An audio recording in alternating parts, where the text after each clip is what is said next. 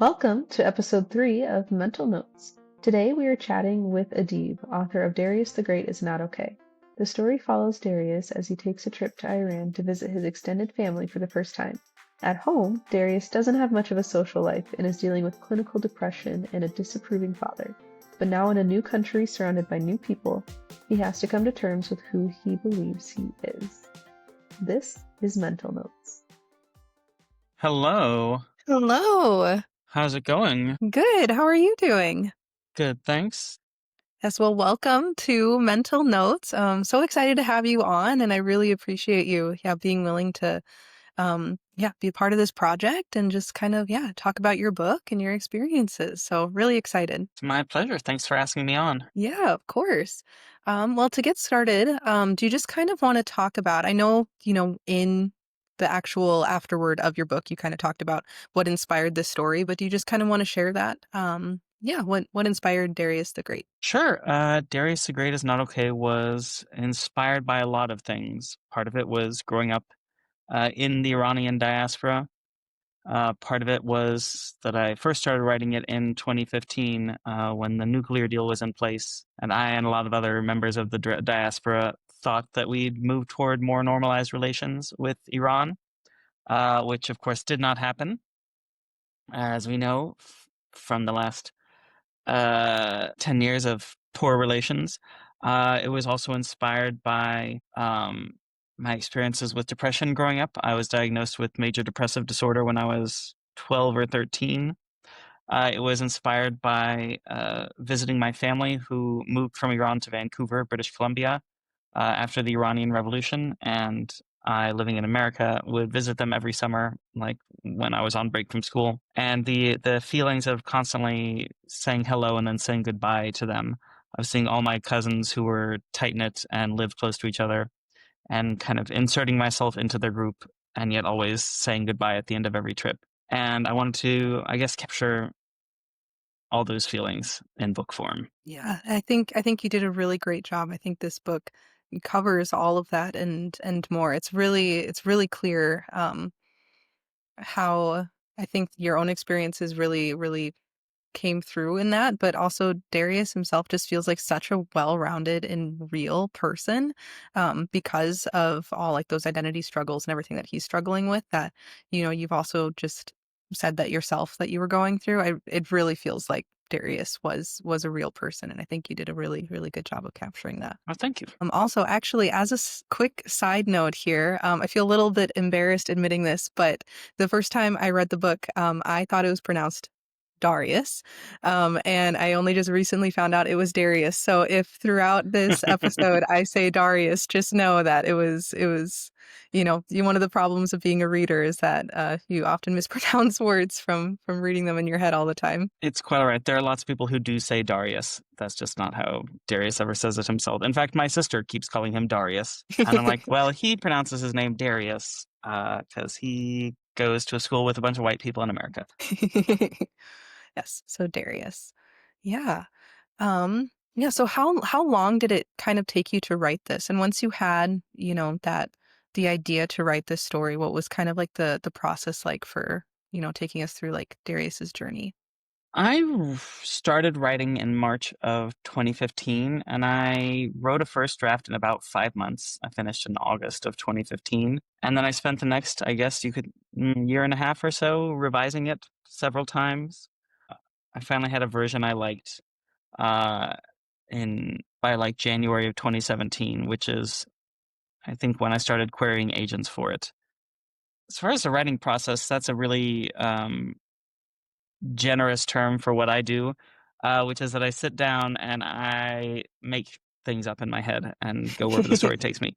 I think a lot of writers sort of self-divide into plotters and pantsers, plotters being people who make outlines or synopses or whatever, and pantsers being people who write by the seat of their pants. And I am firmly in team pants. Uh, so I think Darius, the character, came to me very clearly uh, from the very beginning of writing, and it was simply a matter of following his character where it took me and letting choice lead to consequence, lead to new choices. And the story sort of organically unfolded. Uh, which sounds fancy and nice, but it also meant the first draft was an utter mess, which is why I spent like a year and a half revising it into something with what people in the business like to call plot. If you're listening to this on a podcast, you can't see my quotation fingers around the word plot, but they're there, just so you know. Yeah. Yeah. Well, with Darius, having clinical depression, and like yourself kind of being diagnosed with that from a young age, how I guess from your experience, really more Darius's, but what was that like for you, if you're okay sharing? Yeah, having gotten that diagnosis at a young age, because I feel as though it's mental health probably isn't talked about as much in the middle school years, when kids are just kind of figuring themselves out.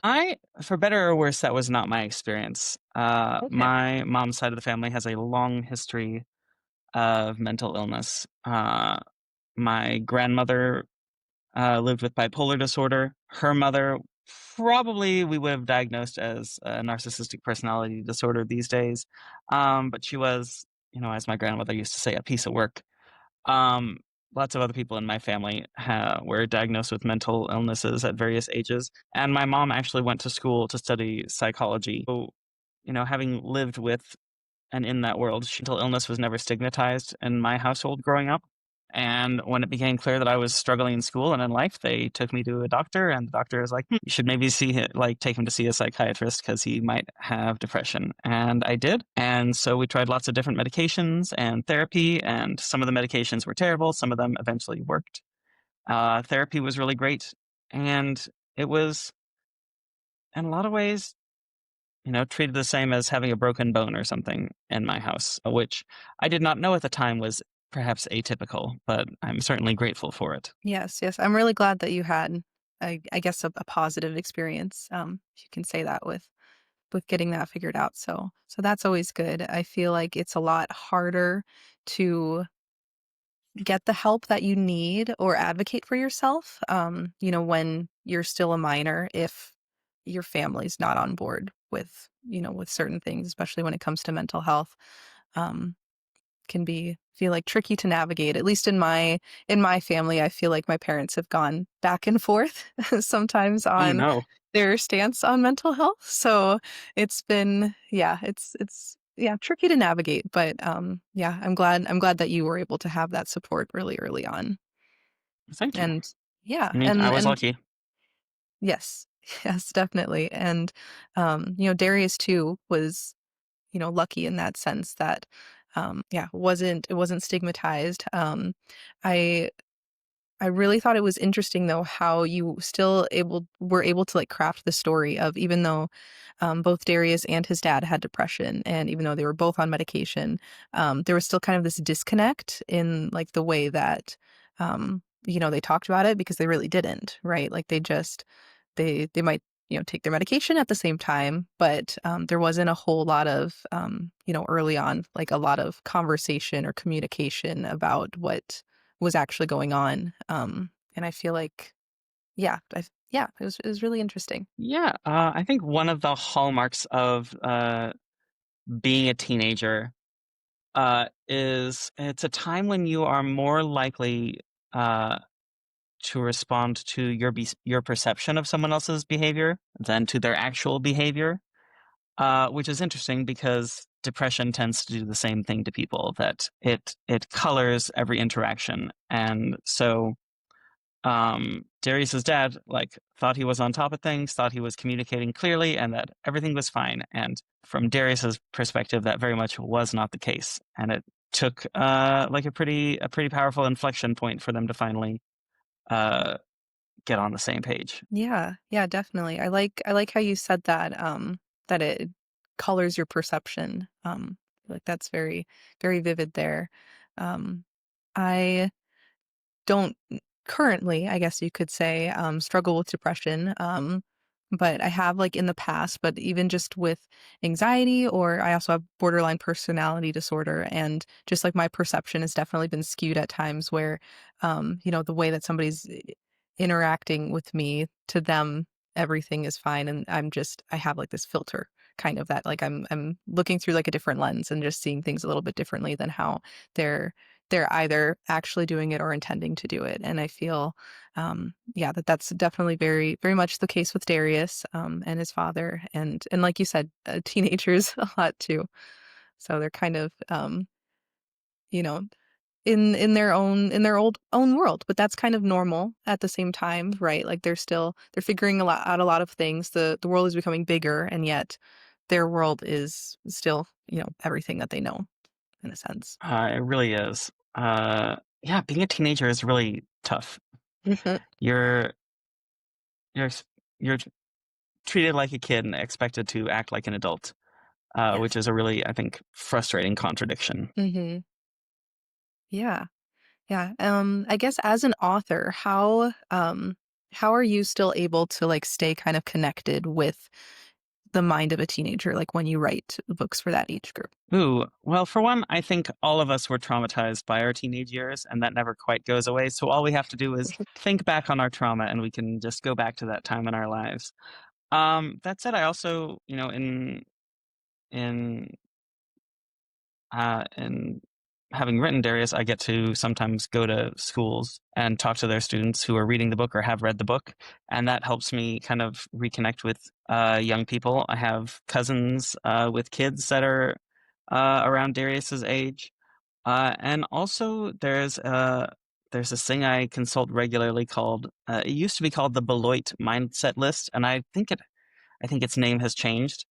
Um, but it was actually a tool for university teachers that basically lets them know sort of the mindset of their incoming students every year. But it also like is a really interesting snapshot of like what it is to be a teenager at that moment in time as well. And that's been really fascinating and useful to me. Yeah, that's really interesting. So good to know that, yeah, there's things like that out there that kind of can help you in that way. So, yeah. I guess going back with the idea of, clinical depression versus, being like depressed because of like your situation. I feel like you mentioned it, or it was mentioned in the book, maybe in the later half, where Darius, felt like he had nothing to be depressed about, or maybe another character had said that to him, like, what are you depressed about? And I feel like that's still a big part of the stigma that can come with, um, you know, having clinical depression, when seemingly like things don't necessarily have to be going great in your life, but nothing terrible has happened to you. And just kind of like that comparison of, other people have it worse, so you shouldn't feel that way. Um, but there's still like, your feelings are still valid, right? And, whatever is, you know, different or going on in your brain, if that's a chemical difference, like you said, like it's the same as like a broken bone, like there's still something wrong, and it's still real, you know? Absolutely. I think, it can be hard for people to imagine lives outside of their own. And it can be hard to imagine, for example, yeah, living with depressive disorder, having those chemical imbalances. And, I don't think I'd go into writing any book with a desire to teach anyone anything. I think I'm a little more selfish than that. I just write whatever book I want to write because I'm writing to please myself. But I do think that books can help build empathy. And in this case, I think books about characters with mental illness can help people understand things they wouldn't otherwise be able to relate to. Yeah, yeah, definitely. I think, um, yeah, with Darius, I mean, because this isn't an issue book or like a book where, the whole entire idea of the book is to talk about Darius and his depression, right? It's a story about Darius, and a lot of his identity, with being, um, with having like family in Iran, and that's kind of like the core central is his identity, and then he also has depression, right? So, yeah, and I think that young people, but even adults reading books and being able to see characters like that, um, just can help kind of normalize it a little bit more too, and like you said, build that empathy. Yeah. Uh, I think if you talk to anyone with major depressive disorder and ask them uh, what they think is the most interesting thing about them, not a single one of them would list their depression as being Yeah. the most interesting thing about them. And I think the same is true of Darius. Hmm. Definitely. Yeah, he's just you know a great character, the Darius the Great. Yeah, and has so many other qualities too, just besides the depression, that he kind of has to deal with. But it was also still interesting too, where right Darius takes medication for his depression, but he's still not like you know, super chipper, like happy all the time, like everything is always going great kind of feeling, right? And so I really haven't heard a ton of stigma in this sense around medication for mental health, but kind of this idea like if you take the medication then you should be fixed and you should be perfect, right?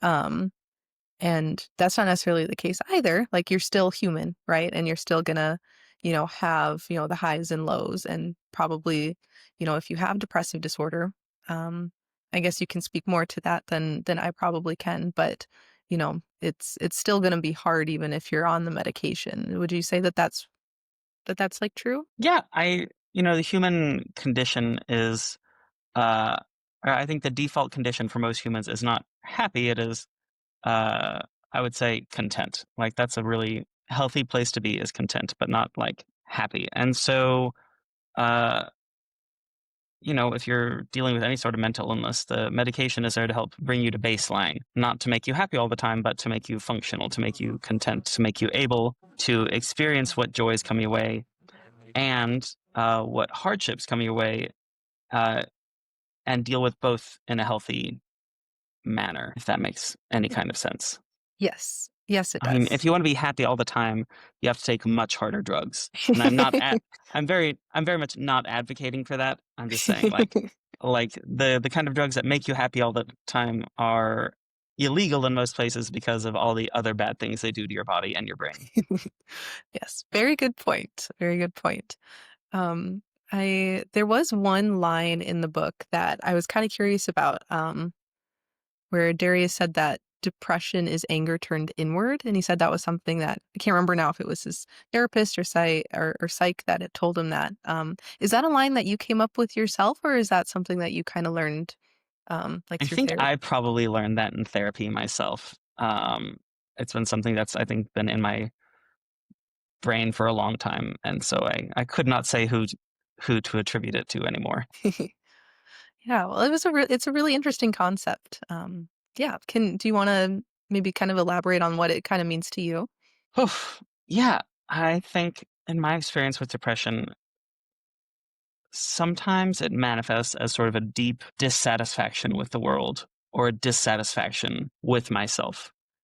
And I think a lot of people, if you're dissatisfied with something, you get angry about it. And so in that sense, it feels like you're taking all those feelings that you're supposed to feel about the world outside you, and instead you're focusing them inside you instead. And that can be a really heavy thing to carry around. Hmm. Yeah, anger is a heavy emotion. It's can take a lot of energy out of you too, which might contribute to, people just feeling less energetic or just not wanting to do as much when you kind of put it in perspective like that. There was another line that was talking about how with Darius's dad, um, back when he was kind of having his worst mental health episode when Darius was younger, and then Darius learning that depression can affect a life without ruining it, um, too, and then kind of that going on, this idea of, a lot of people might think that because you're depressed, you're suicidal. Or I think another line was like, suicide isn't the only way to lose somebody to depression. Um, and, even though it's really hard when you're depressed, not everybody just wants to die all the time.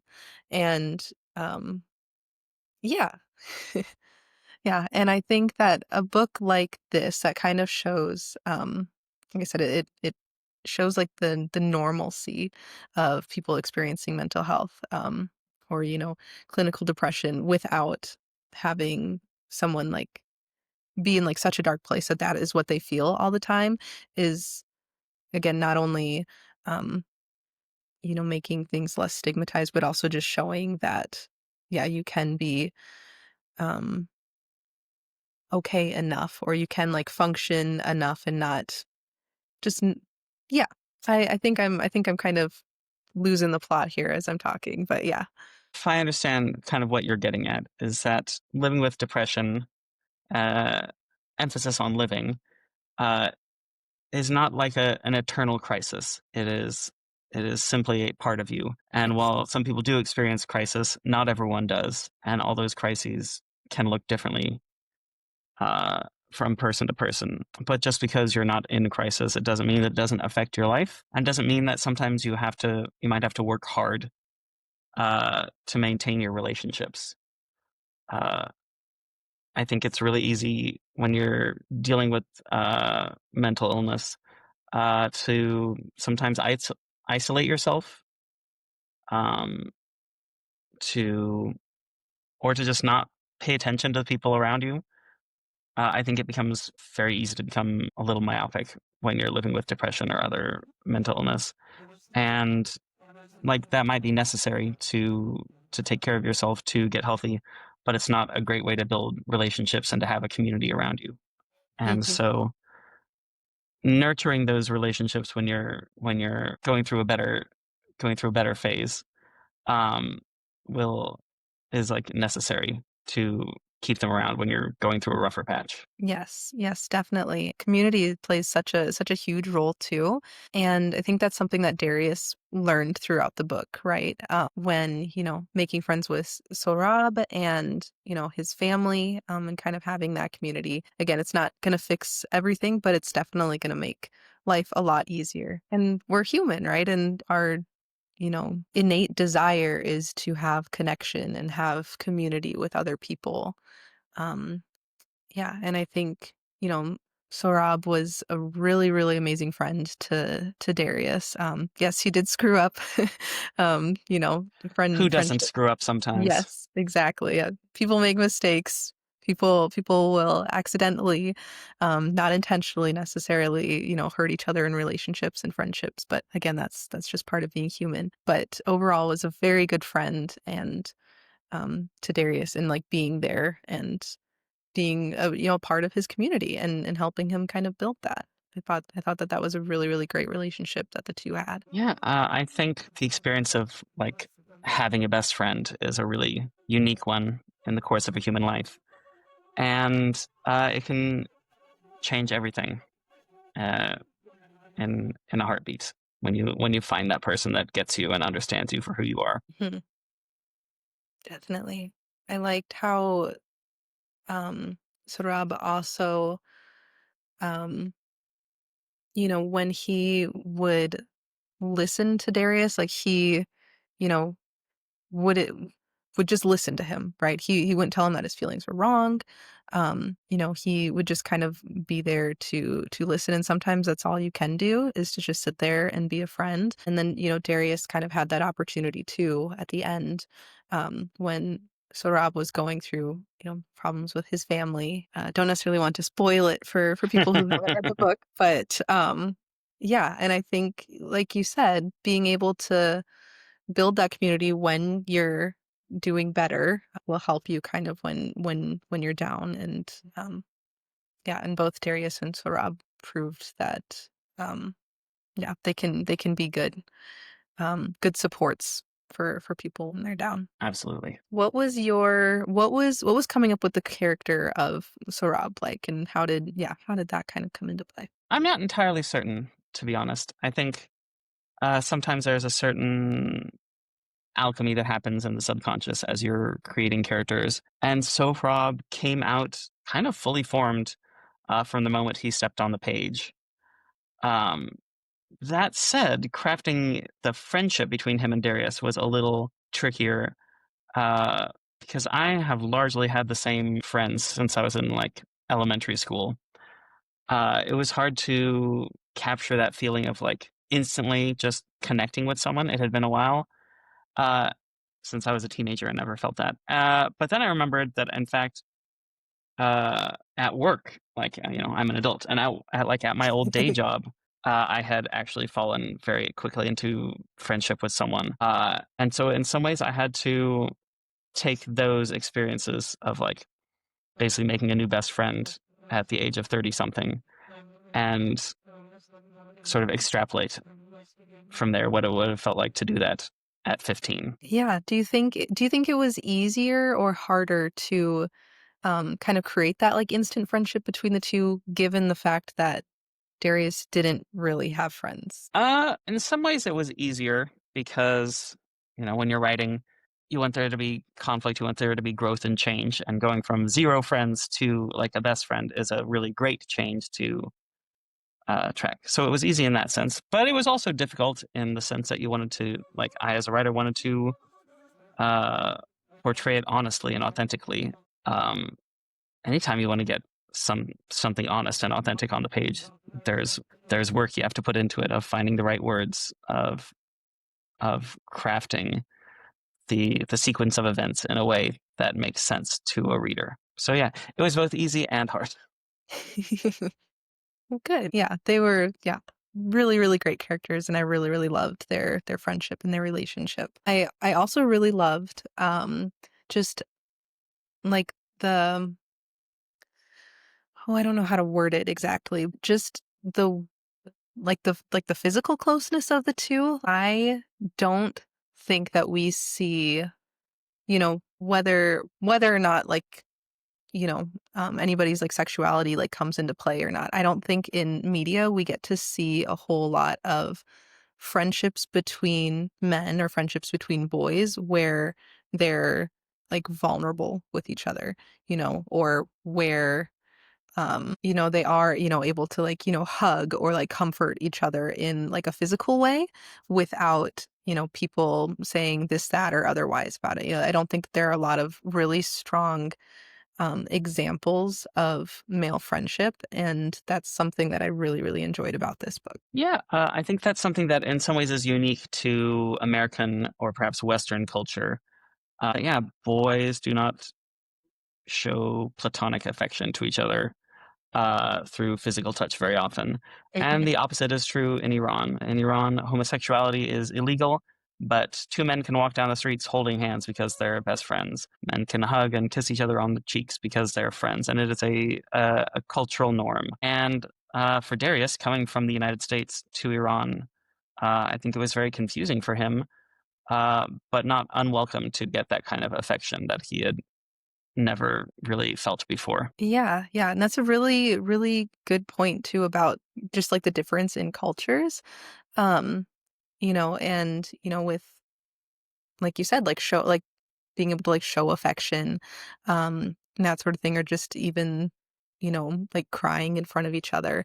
And I was kind of curious, like what your thoughts were on how, or not exactly thoughts, but how you went like navigating like in writing, and then just also in real life, like how we go navigating like this idea of like respecting a culture, um like respecting like the culture, but also not, but also like calling things out about it when they're not okay. I worded that terribly. um but yeah, so whether that has to do with like this idea of, like respecting like the culture and like the people who live in Iran, but calling out the fact that homosexuality is illegal, or even just on the topic of mental health, right? Like it's not as like normalized and is like very stigmatized in other cultures.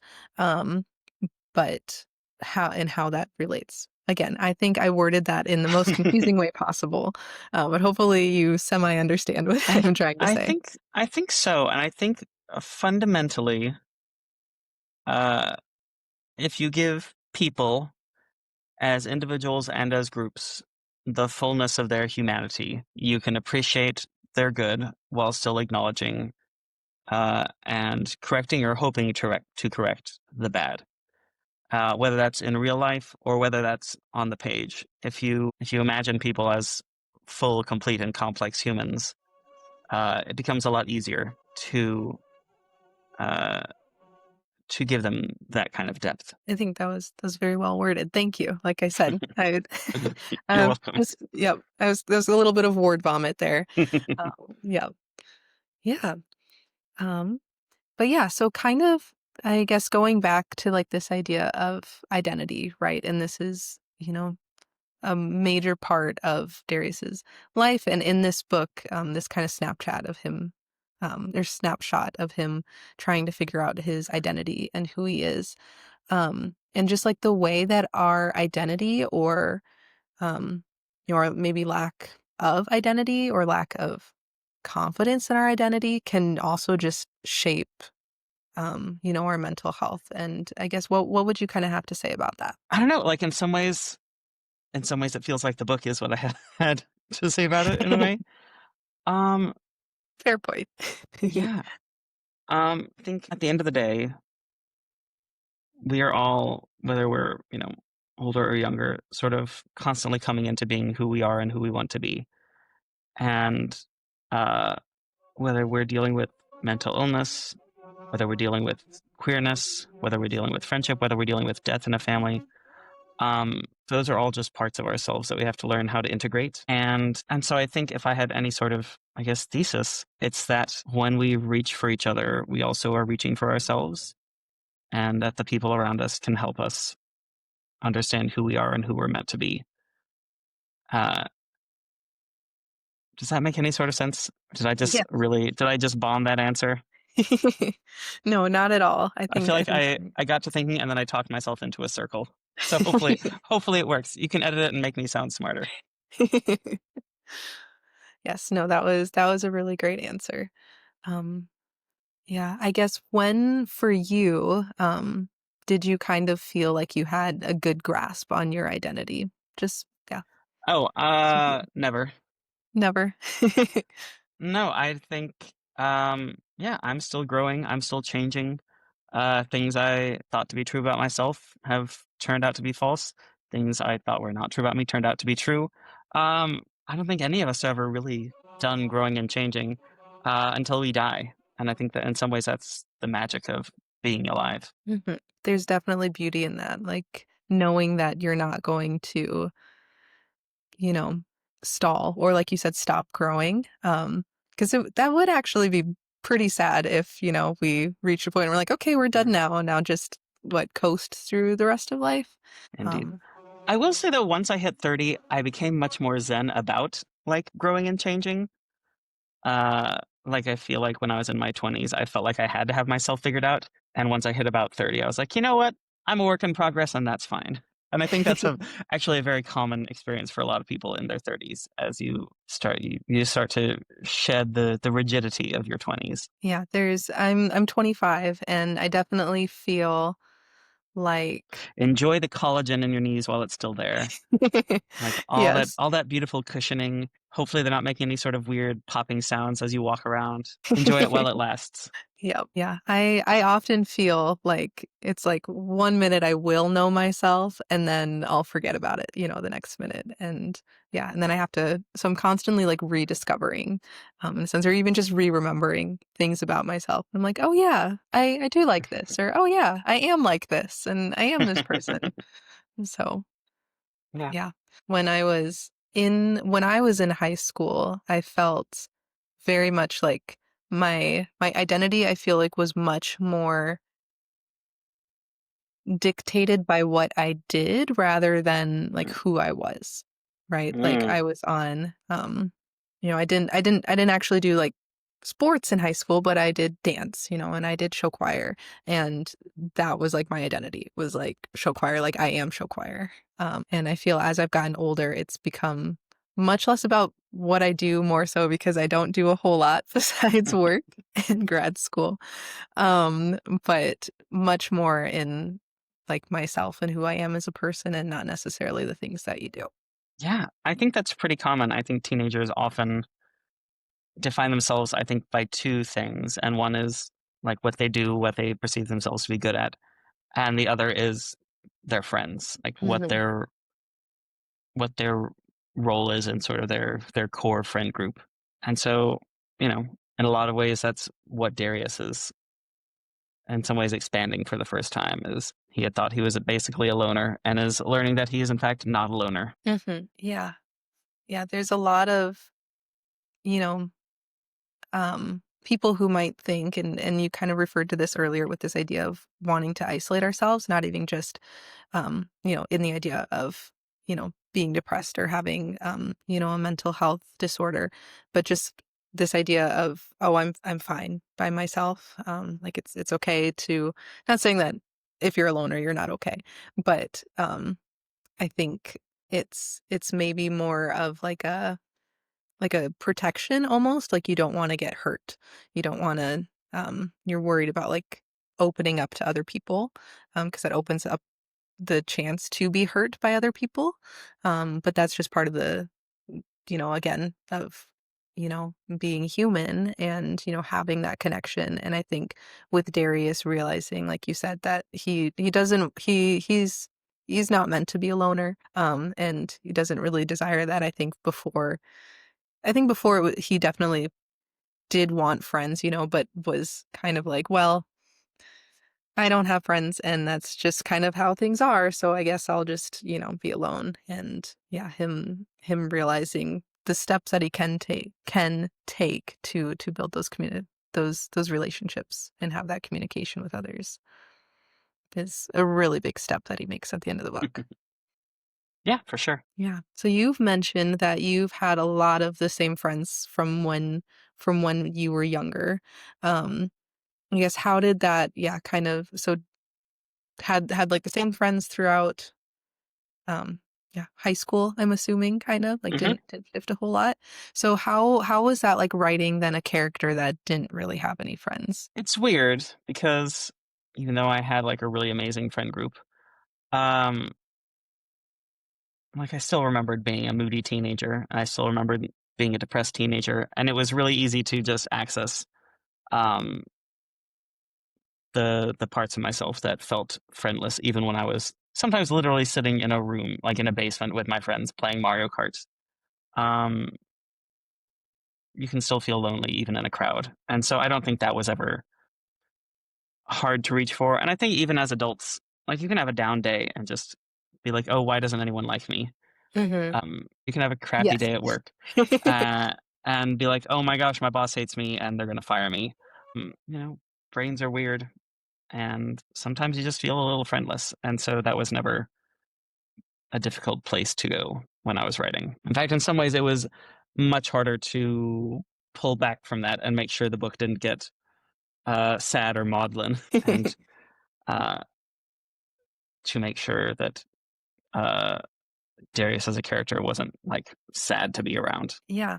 Yeah, and I think that, that kinda goes back to maybe my earlier point too, where I was saying where, um you know, again, Darius has depression, but the book isn't depressing, right?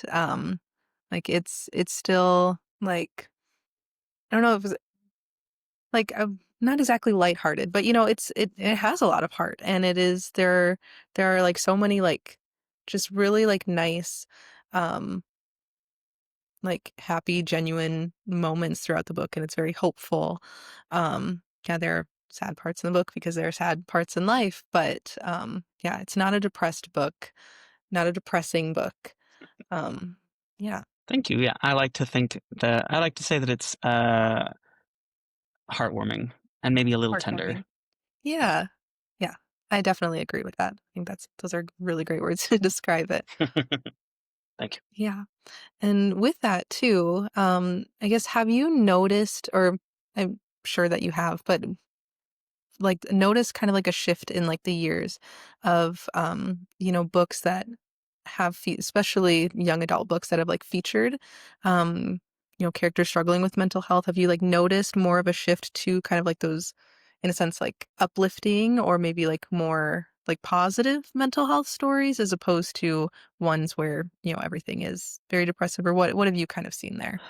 I think you can still find all sorts of tones in books dealing with mental health or with characters with mental illness, I think the greater shift has come in that it's much rarer to find books that sensationalize mental illness. There was sort of a wave of books in like the early teens um, where like suicide played a large role in many of the books. Suicide was presented as sometimes like for revenge against like the wrongs that society had committed, or presented as like a romantic tragedy. And I think those are damaging in a way. And I think we see a lot less of that mindset around how we discuss and write about mental health and mental illness. And I'm really grateful for that. Because at the end of the day, the vast majority of people living with mental health do not die from mental illness. They die from other things. Yes. and I think it's really important that we remember that and not define people by their pathology, even if the people are faking in a book. Yes. Yes, I'd say I'm not gonna say any like specific books or mention any specific authors, but with some of those, books that were, in a sense like sensationalized suicide, kind of like you said, it all also felt like the focus wasn't really, or in a lot of cases, the focus wasn't really on the character who, did commit suicide. Like it wasn't, it was, that was just like a tragic event that happened, and then this is other people and their effect, and this is kind of like their story, which, not to say that you can't have a story where there are side characters, who struggle with mental illness, or in that way, like there, do probably need to be books about, people, working through like the death of a loved one in that way. But where in certain books where it's just that person is kind of almost used as like, it's just a plot point, or they're almost kind of like a prop. Like they only are important to the story because they died, right? Instead of they were actually like a person struggling with something. Yeah. It's called fridging when you kill a woman character to advance the plot of a man. And it's called bury your gays when you kill the queer characters to advance the plot of the straight characters. And I don't think we have like an agreed upon term for what happens if you kill off the mentally ill people to advance the plots of the neurotypical people. But I feel like we should come up with a term for that. That'll be a Yes. useful term in media studies. Yes, I agree. That would be useful.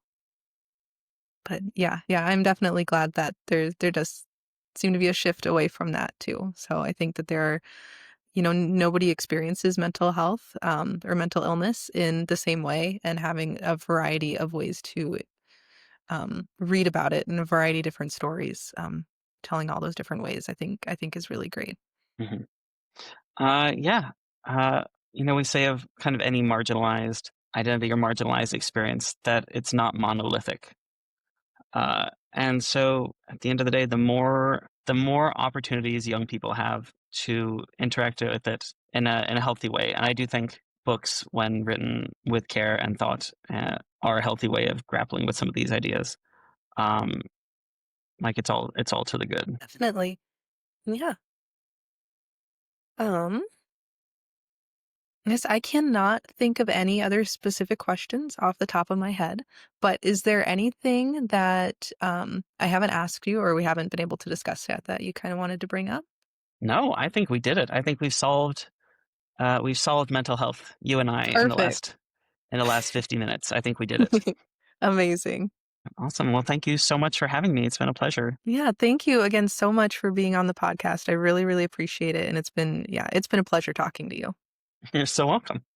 And good luck with grad school. I hope it's over for you soon. Yes. Yeah, I hope you escape soon. Thank you. Awesome. Have a good one. If you or a loved one is affected by anything discussed in this episode or struggling with mental health in general, know there is always help. You can call or text the National Suicide and Crisis Lifeline at 988 or visit 988lifeline.org. For the National Alliance on Mental Illness Helpline, call 1-800 950-NAMI or visit nami.org. You can also download the Not Okay app at notokayapp.com. The app will notify your trusted contacts in case of a crisis.